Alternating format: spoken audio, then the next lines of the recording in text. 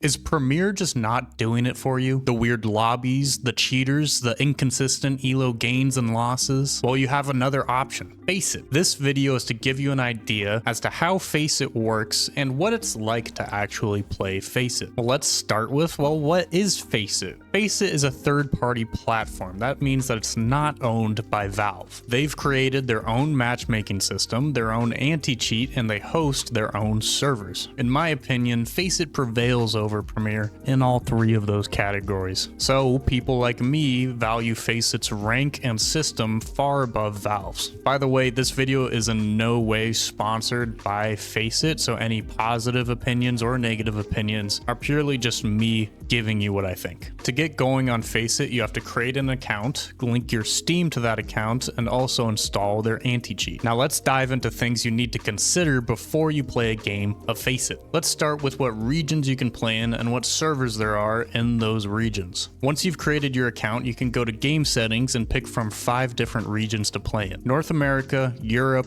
South America, Southeast Asia, and Oceania. Within those regions are different servers based in different cities. Only people in North America and Europe are allowed to pick and ban those servers within their region. North America has servers in Chicago, Dallas, and Denver. So in my lobby, I can choose one of these servers to remove from my queue. Being in California, Chicago servers give me a 70 to 80 ping, so I can unselect Chicago and then Faceit won't put me on a Chicago server, which is lovely. If you're in Europe, there are 7 servers to choose from, and you need to queue for at least 4 of them. For the 3 other regions, there are multiple servers in some of them, but you don't get the option to choose which ones you would like to play on and which ones you won't. Now you might be wondering if you get to pick the maps that you want to play. Faceit currently offers the same pool of maps that Premier does: Mirage, Nuke, Overpass, Ancient, Vertigo, Inferno, and Anubis. Unfortunately, the free version of Faceit doesn't allow you to pick preferences for maps. Faceit Plus and Faceit Premium, 2 things you need to pay monthly for, allow you to pick 5 out of the 7 maps to play on. Before you can queue, you need to make sure that you have the Faceit anti-cheat running. Now, Faceit's anti-cheat is a huge selling point for most, but also a huge deterrent for some. Faceit anti-cheat is a kernel level anti-cheat. Now, I'm the farthest thing from an expert on this, so please continue this discussion in the comments. A kernel level anti-cheat is granted great amount of access to your operating system so that it can identify cheats and hacks running directly on your computer. A system like DyAc, which is what Valve uses to identify cheats on their servers, doesn't have nearly the same level of access to your computer as a kernel anti-cheat does, which makes it less effective. Now, I probably butchered that explanation, but the main point remains: Faceit anti-cheat is way more effective at identifying hacks and handing out swift bans than DyAc is. It is very, very rare to come across a cheater on Faceit. I have over 1,000 matches, and I would say maybe like 10 I could tell that somebody was cheating. It's not very often. So this is an absolute breath of fresh air coming from matchmaking or Premier. Having that confidence that all 9 other players in your lobby are legit is amazing. It makes for just a much better experience, not having to be paranoid that somebody on the other team can see you through walls. However, some people are wary of Faceit's anti-cheat. Because it is kernel level and grants Faceit a large amount of access to your computer, there are concerns over privacy. For example, in 2013, ESEA, another third-party matchmaking platform, ended up mining Bitcoin on people's computers through their kernel level anti-cheat.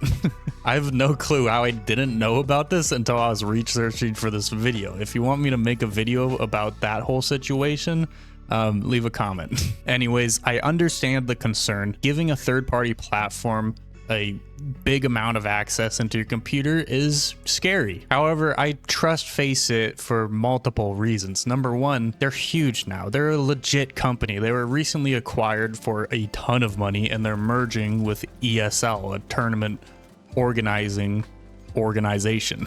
Number two, the majority of big games now use kernel level anti-cheat. Counter-Strike is in the minority of competitive games that don't use a kernel level anti-cheat. Apex Legends, Battlefield, Fortnite, even Fall Guys, Valorant, they all use kernel level anti-cheat. Number 3, I've removed all the feat pics from my desktop, so I have nothing to hide anymore anyways. Okay, so you got the anti-cheat running, you've selected which servers you want to play on, you can't pick which maps you want to play on if you're on a free version. If you're on Plus or Premium, you can pick 5 out of 7 maps. You queue and then you join a lobby. In this lobby, you'll notice that each team has a captain. So instead of this kind of group democratic voting system that Premier goes with, Faceit goes with a monarchy where there's one team captain who makes the picks and bans on both servers and maps for the entire team. This captain is assigned typically by subscription, so people who subscribe to Faceit Plus will have priority over free members, and people who subscribe to Faceit Premium will have priority over Faceit Plus members and free members to be the captain. Now in the lobby, you have a team chat where you can talk to your team and you can ask the captain to ban certain maps or to ban certain servers that you are really far away from. I'll often be over dramatic in an attempt to get the captain to ban a map that maybe I really don't want to play. So like if I don't want to play Mirage, I'll say like, I'm absolutely terrible on Mirage. Please ban Mirage. It works a lot of the time because they don't want somebody who's bad at a map to play on a map that they're bad at. Also, you already have a rank, and we should probably talk about that. Everybody starts at 1000 elo. This is the same as what it was in CSGO, but Faceit in CS2 has changed the ranges for each rank. So let's take a look at what elo is what rank. Faceit ranks people from level 1 to level 10, with level 10 being the highest you can get. These levels are essentially just titles for ranges of elo. So what really matters is what elo you are. Because you start at 1000 elo, you're in level 4. Now you'll notice that levels 2, 3, 8, and 9 have ranges of 250 elo, whereas levels 4, 5, 6, and 7 only have ranges of 150 elo. Level 1 has a range of 400 elo, so from 100 elo to 500 elo, you're level 1. And level 10 goes all the way up until you're top 1000 in your region, which then you become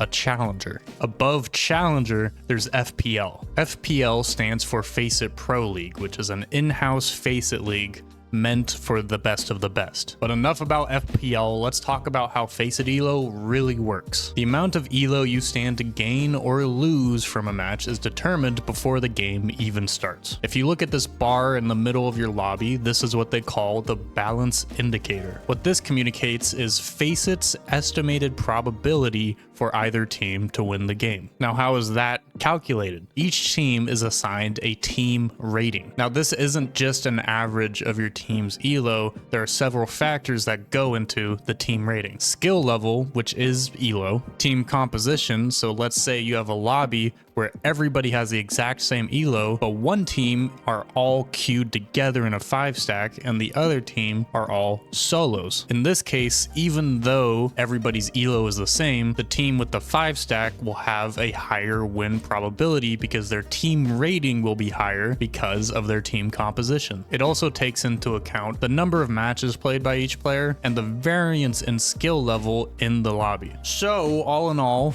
Faceit creates a lobby. They assign each team a team rating. These team ratings are then compared, and Faceit pumps out a win probability for each team. This win probability determines how much elo you're going to win or lose. And to figure this out, it's very easy to calculate it. The elo you stand to gain from a match is equivalent to 50% of the opponent's team chance to win. So if the enemy team has a 60% chance to win based on the win probability that Faceit created, you would gain 30 elo if you beat them. In a perfect 50-50 game, you would gain 25 elo. However, if you lose that game, then you lose 50% of your team's chance to win the game. So in that scenario, the enemy team has a 60% chance, your team has a 40% chance. If you lose that game, you would lose 20 elo, half of 40. Now this, and along with the anti-cheat, are my favorite things about Faceit. Before you play the game, there's clarity to how much elo you will win or lose, and there's also an understanding of how Faceit came up with that number. The elo you will gain or lose from a game is in no way affected by win streaks or loss streaks. I'm of the belief that if you so happen to have a bad stretch of games,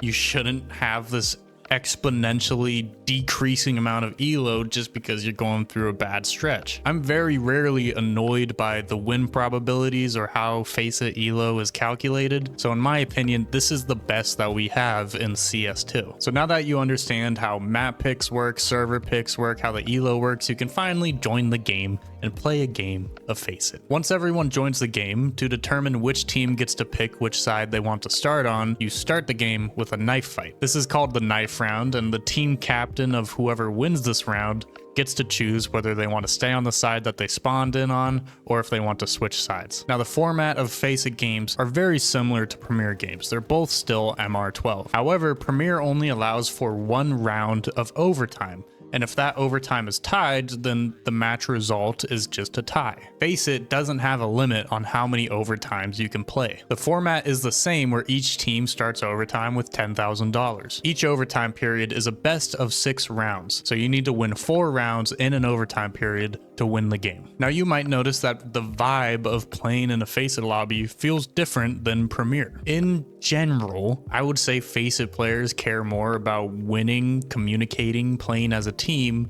than players in Premier. Now that is obviously not a universal truth, and everybody's experience will be different. There's a ton of people who care about all those things and only play Premier, but I think there's a much higher concentration of those type of people in Faceit. Real quick, let's take a look at what the Faceit subscription tiers offer and how much they cost. For me, the big things in here are really map selection and captain priority. But for $4.17 a month, the benefits aren't amazing because I often get trumped by people who have premium subscriptions anyways. So I'm considering just going with the free version and being cool with whatever map I get chosen. But the point here is that you in no way need to have one of these subscriptions to play Faceit, to have fun, to improve quickly, to get to whatever rank you want to get to. The experience of a premium player versus a free player isn't very different. Should new players jump into Faceit? Here's what Faceit has to say about that. Newcomers to Counter-Strike are indeed welcome to play. We provide a competitive environment for Counter-Strike matches. They do, that is true. However, it is important to be aware that Faceit is characterized by a notably competitive player base, composed of individuals with considerable experience and skill. If you've never played CS, and in particular an FPS, you might encounter challenges upon initial matches. Imagine never playing an FPS before and jumping into Faceit. That is crazy. Our platform closely aligns with that of high-level competitive play. Although the initial stages might be challenging, it's important to understand that you can become proficient over time through consistent practice. That's true, yeah. Now, some of this is true, but some of it is just Faceit waffling. In my opinion, I think this is where you should be at before you jump into Faceit. You should be very comfortable with all the maps in the Premier pool. You should know basic utility. You should have a microphone, and most importantly, you should want to improve. I think a lot of people really overblow like the skill level you should be before you join Faceit. In CSGO, there is this thing that people would say that, oh, you should get global before you play Faceit. That is crazy. No, you shouldn't. You shouldn't have to get 20,000 elo on Premier or 15 or whatever. Don't listen to anybody that says you should get a certain elo rank whatever on Premier before you jump into Faceit. I wish I started playing Faceit much earlier. I got all the way to Supreme. This was back when I was in EU before I started playing Faceit, and I really should have made the jump much before then. The sooner you jump into Faceit, the quicker you're gonna improve. You're going to get better quality matches. People are going to care more. They're going to communicate more. Yes, they're going to be more toxic, but you're just going to improve faster. That's a simple fact. So no, if you're brand new to CS, don't play Faceit. But once you get the basics down, once you know the maps, once you're comfortable with the game, I would say you should go play Faceit. Also, this video is sponsored by the monitor that I'm using right now. Zowie sent me over their XL2566K TN 360Hz DyAc gaming monitor, and let me tell you, I understand why 98% of CS2 pros use a Zowie monitor. I've used a Zowie monitor for months now, and from my experience, there's something to Zowie monitors just feeling incredibly crisp and responsive for CS2, and I think it's because that fast TN panel they got in there. What also contributes to this feeling is DyAc. Essentially, DyAc reduces motion blur and vigorous screen shaking. An example of this is like if you're spraying an AK and the screen is shaking, it's going all over the place. DyAc helps reduce the crazy visuals of that, giving you a clearer picture. Because of this, I have my DyAc set to ultra. They also have setting to share, which is a software that allows people with Zowie monitors to share their monitor settings with other people. So like I can have pros monitor settings in my setup and I can very quickly switch them if I like to, which is very cool. Last but certainly not least, this monitor is 360 Hertz. Now in real games, my PC can't keep up with 360 FPS in CS2, but in workshop maps it can, and you bet I'm setting it to 360 Hertz because it's insane. It's so crisp. If you want to learn more about this monitor, there are links in the description along with the Amazon page for it, so go check it out, and thank you, Zowie. I want to give you a huge thank you for making it all the way through this video, and of course, my channel members. Absolute legends over here. Have a great day. Check out the recommended video over here. That should be your next stop. Good luck and have fun in all your future matches.